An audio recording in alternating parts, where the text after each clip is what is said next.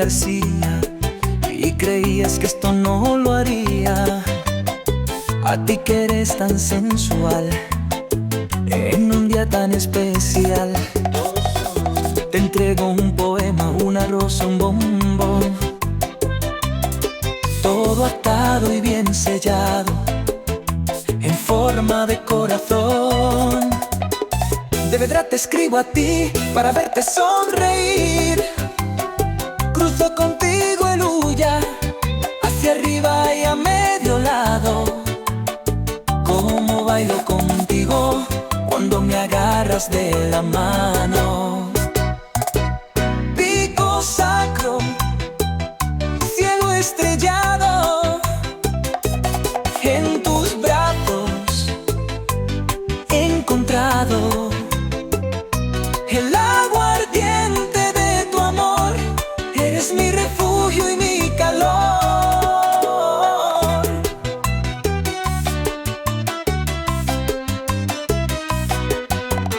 Hoy te canto a ti, reina de mi inspiración.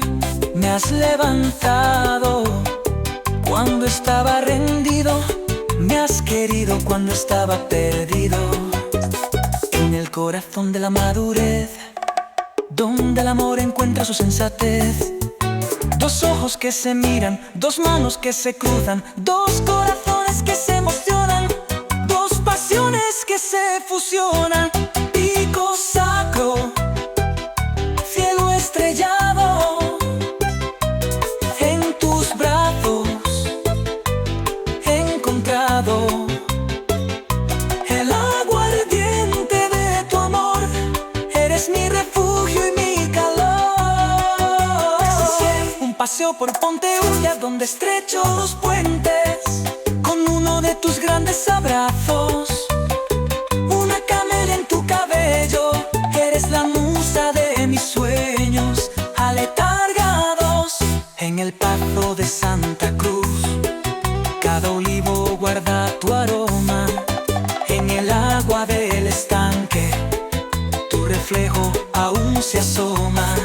En Vilanova el cuerpo se renueva, en Ponte Ulla la mente se enamora.